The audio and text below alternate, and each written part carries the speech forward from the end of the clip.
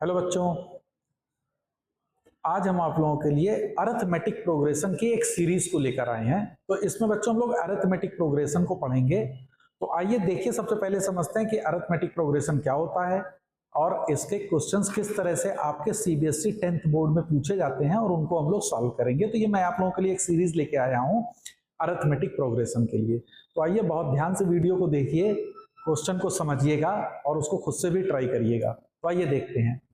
सबसे पहले बच्चों, अरिथमेटिक प्रोग्रेशन क्या होती है? तो what is arithmetic progression? That is AP. Short form में उसको बच्चों हम लोग एपी बोलेंगे। तो अरिथमेटिक प्रोग्रेशन क्या होता है कि किसी भी नंबर का सीक्वेंस इस तरीके से हो कि वो दो कंसेक्यूटिव नंबर के बीच का जो डिफरेंस हो वो हमेशा सेम आना चाहिए। क्या कहता है कि the numbers are arranged such that difference between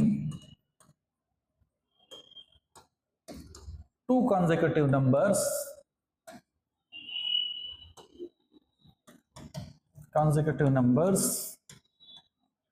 are same। तो आपको बात समझ में आ गई होगी कि दो कंसेक्यूटिव नंबर के जो डिफरेंस हो वो अगर हर समय सेम आएगा और नंबर्स को अरेंज किया जाए तो हम कहेंगे कि ये अरिथमेटिक प्रोग्रेशंस में है। जैसे सपोज कर लीजिए 1 2 3 4 इस तरह से कोई बच्चों सीरीज चल रही है। तो इसमें देखिए 2 - 1 this is 1, 3 - 2 this is again 1, 4 - 3 this is again 1। तो आप देख रहे होंगे कि नंबर का डिफरेंस जो है वो 1 1 1 हर बार आ रहा है। तो ये एक अरिथमेटिक प्रोग्रेशन होगी। सपोज करिए एक दूसरे एग्जाम्पल से समझते हैं। जैसे सपोज कर लीजिए 1 3 5 7 कोई नंबर इस तरह से बच्चों अरेंज किया गया है। तो अब देखो जरा दो कंसेक्यूटिव नंबर का difference 3 - 1 this is 2, 5 - 3 this is 2, 7 - 5 this is 2। तो तुम बच्चों देख रहे होगे कि अब नंबर्स का डिफरेंस 2 2 2 हर बार आ रहा है। तो since the difference of the number are same, तो ये फिर से एक अरिथमेटिक प्रोग्रेशन हो जाएगी। और जो अरिथमेटिक प्रोग्रेशन में बच्चों जो डिफरेंस आता है ना, इसी डिफरेंस को हम लोग बोलते हैं कॉमन डिफरेंस। क्या कहते हैं? Common difference. तो अब एक चीज याद रखिएगा, अरिथमेटिक प्रोग्रेशन के लिए तुमको बच्चों दो चीजों के बारे में मालूम होना बहुत जरूरी होता है। पहला, उस अरिथमेटिक प्रोग्रेशन का फर्स्ट टर्म क्या है और दूसरा उसका कॉमन डिफरेंस क्या है। जैसे ही तुमको अरिथमेटिक प्रोग्रेशन का कोई भी क्वेश्चन आए एग्जाम में, तो हमेशा याद रखना कि उस अरिथमेटिक प्रोग्रेशन के लिए दो चीज तुमको अपने माइंड में रखनी है कि ये जरूर हमको मालूम होनी चाहिए। वो कौन कौन सी होगी? First term and common difference, है ना। तो अब हम लोग देखते हैं कि किसी अरिथमेटिक प्रोग्रेशन का अगर हमको मान लो फर्स्ट टर्म मालूम है और कॉमन डिफरेंस मालूम है, तो हम उस प्रोग्रेशन का एन टर्म्स भी निकाल सकते हैं, उनके सम भी निकाल सकते हैं। तो इन सब के बारे में हम लोग आज पढ़ाई करते हैं कि क्या क्या कैसे काउंटर किया जाएगा। तो सपोज कर लो कि किसी अरिथमेटिक प्रोग्रेशन का फर्स्ट टर्म बच्चों, फर्स्ट टर्म जो है इसको मैं स्मॉल ए से रिप्रेजेंट कर रहा हूं और फर्स्ट टर्म है तो इसको T1 भी लिख सकते हैं। T इज द टर्म और 1 उसका सफिक्स है, दैट इज फर्स्ट टर्म। और मान लेते हैं कि उसका कॉमन डिफरेंस जो है CD लिख रहा हूं, दैट इज D। तो अब देखो सीरीज कैसे बन सकती है। A this is first term, अगला वाला टर्म क्या होगा, उसमें D ऐड हो जाएगा तो A + D, उसके आगे क्या होगा बच्चों, A + 2D। ऐसे ही सीरीज चल रही होगी। समझ में आ गया? अब देखिए इन दोनों का डिफरेंस दिस इज D, इन दोनों का डिफरेंस अगेन D, अगला टर्म क्या होगा, A + 3D। ओके, तो इन दोनों का डिफरेंस अगेन D। तो हम देख रहे हैं कॉमन डिफरेंस मेरा D कांस्टेंट बना हुआ है। अब जरा गौर से करिएगा, हम लोग क्या निकालने चल रहे हैं, अरिथमेटिक प्रोग्रेशन जिसका फर्स्ट टर्म हमको मालूम है और कॉमन डिफरेंस अगर मालूम है तो हम उसका nth टर्म फाइंड आउट करने जा रहे हैं। तो nth टर्म ऑफ NAP, जिसका हमको बच्चों क्या क्या मालूम है, इस AP का फर्स्ट टर्म A मालूम है और इसका कॉमन डिफरेंस D मालूम है। तो आप देखिए ये मान लीजिए वो AP है, that is A + D, A + 2D। तो जरा देखो बच्चों फर्स्ट टर्म T1 जो है वो A है और इसको मैं A + 1 - 1 × D लिख सकता हूं। बिल्कुल। सेकेंड टर्म बच्चों देखो क्या लिखा हुआ है, this is A + D। a plus D को बच्चों देखो तुम a plus 2 minus 1 into D लिख सकते हो। Yes sir. थर्ड टर्म बच्चों क्या है बताइए जल्दी से। This is a plus 2d। इस a प्लस 2d को बच्चों कैसे लिख सकते हो, a plus 3 minus 1 into D. अब आपको देखिए एक पैटर्न मिल रहा है। फर्स्ट टर्म जब हमने निकाला तो a plus 1 minus 1 into D था। सेकेंड टर्म में a plus 2 minus 1 into D था।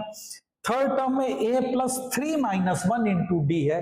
तो अब आपको अगर इस पैटर्न को आप प्रोसीड करते रहिए, कंटिन्यू रखिए, तो nth टर्म बच्चों आपको मालूम हो जाएगा this is nothing but a plus n minus 1 into D. तो ये मेरा किसी भी AP का nth टर्म होगा। क्या होगा, a plus n minus 1 into D. यहां बच्चों ध्यान क्या रखना है, a मेरा क्या होगा, this is first term, d क्या होगा उसका कॉमन डिफरेंस, और n जो होगा वो होगा नंबर ऑफ टर्म्स, कि कौन से टर्म के बारे में हम लोग बात कर रहे हैं। अगर ये तीन चीजें हमारे पास हैं तो हम nth टर्म को आराम से कैलकुलेट कर सकते हैं। अब इसमें बहुत इंपॉर्टेंट चीज है वो आपको याद रखनी होगी, ध्यान रखिएगा। देखिए फर्स्ट टर्म जो आपका आया, सॉरी nth टर्म, उसका फार्मूला आया a plus n minus 1 into D. अब जरा इसको ध्यान से देखिए तो इसको मैं लिख सकता हूं a minus D plus n times D. Okay बच्चों, अब a माइनस डी ये तो एक कांस्टेंट है, दिस इज ए कांस्टेंट,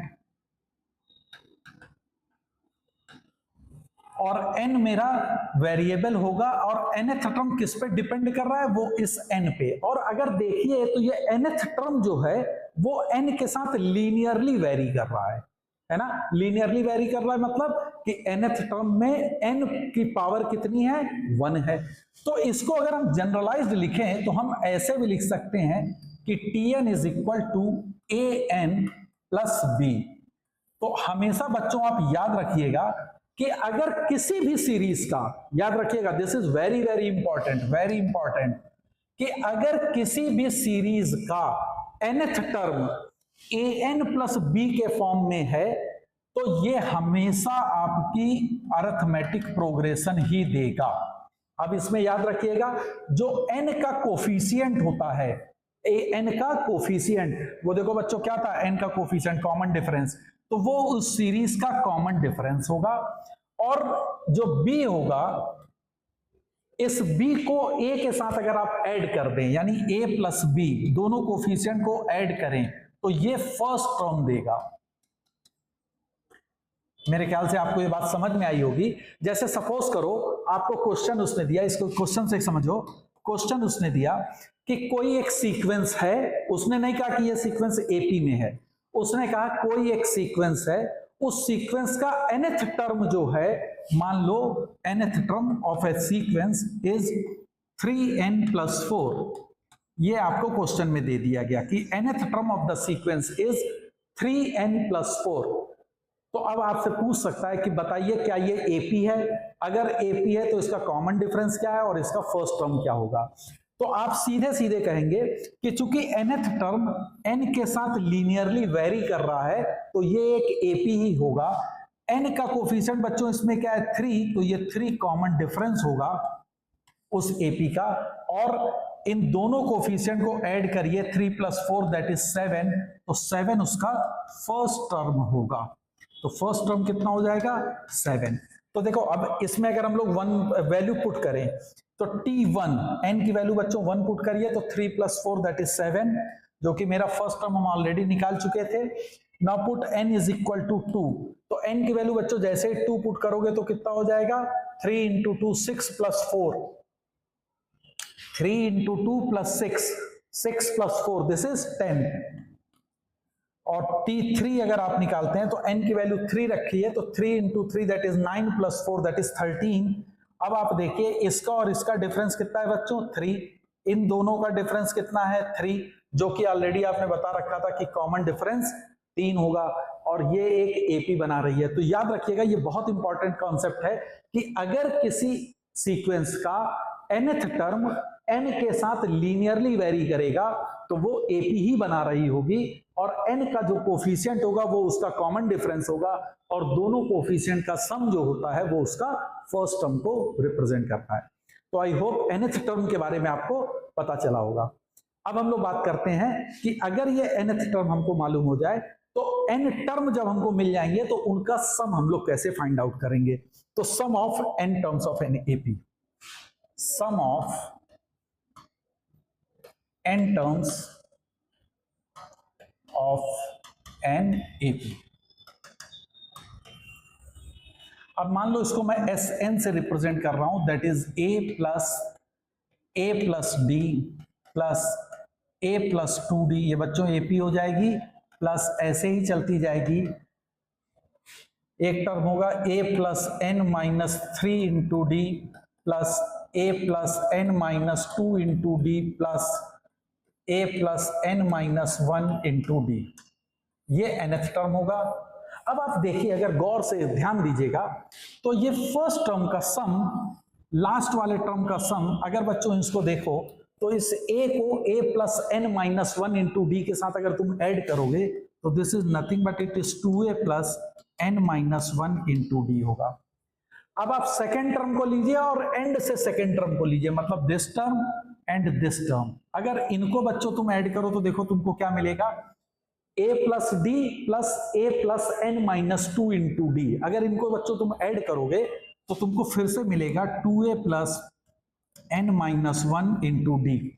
इसी तरह से अगर बच्चों तुम a प्लस 2d, इसको मतलब ये कौन सा टर्म होगा, स्टार्टिंग से थर्ड, तो आप एंड से भी थर्ड टर्म लें और दोनों को ऐड करें तो इनका सम भी देखोगे ना बच्चों, तो this comes to be 2a plus N minus 1 into D.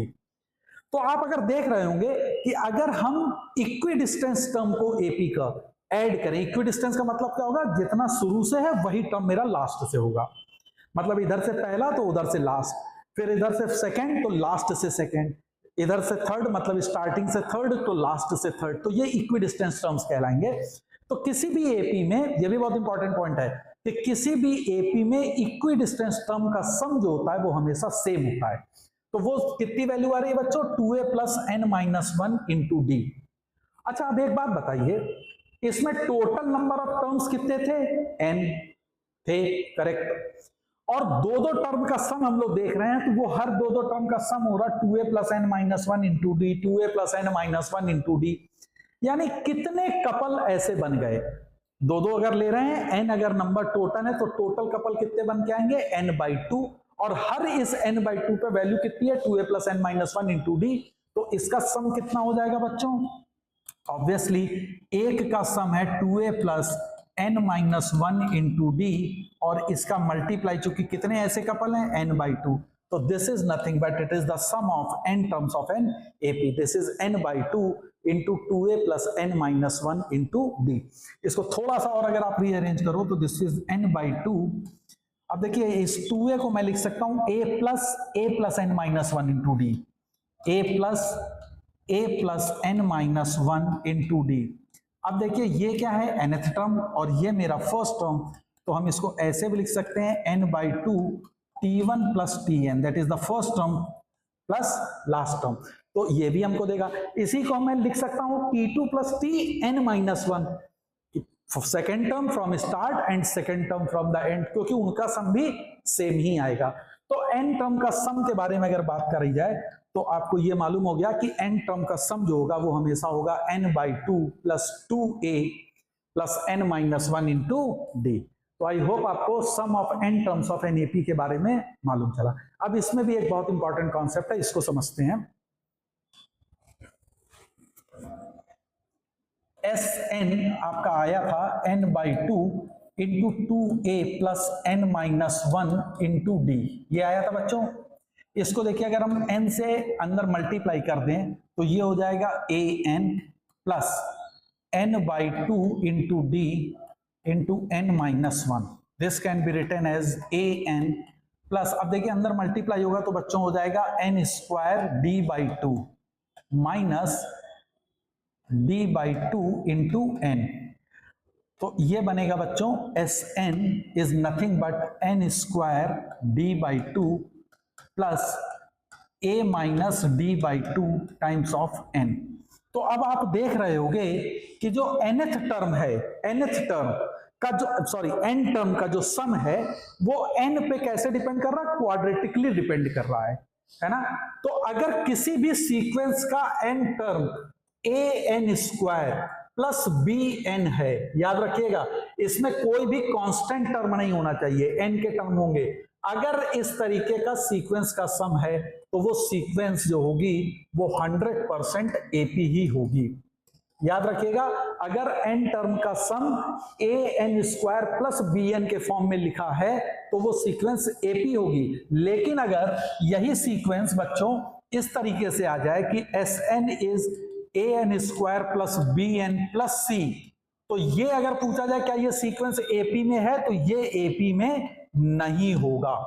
पहली चीज याद रखिएगा क्योंकि कांस्टेंट टर्म नहीं होना चाहिए। अब देखिए यहां पे एन स्क्वायर का कोफिशिएंट बच्चों क्या था, डी बाई टू, तो ऑब्वियसली ये ए जो होगा वो डी बाई टू अगर हो तो ये ए को अगर इससे तुम बच्चों कंपेयर करो तो A is nothing but D by two, तो जो कॉमन डिफरेंस होगा वो 2a होगा। मतलब कि एन स्क्वायर का जो कोफिशिएंट होगा ना बच्चों उसका 2 टाइम्स तुम कर दोगे तो तुमको उसका कॉमन डिफरेंस मिल जाएगा।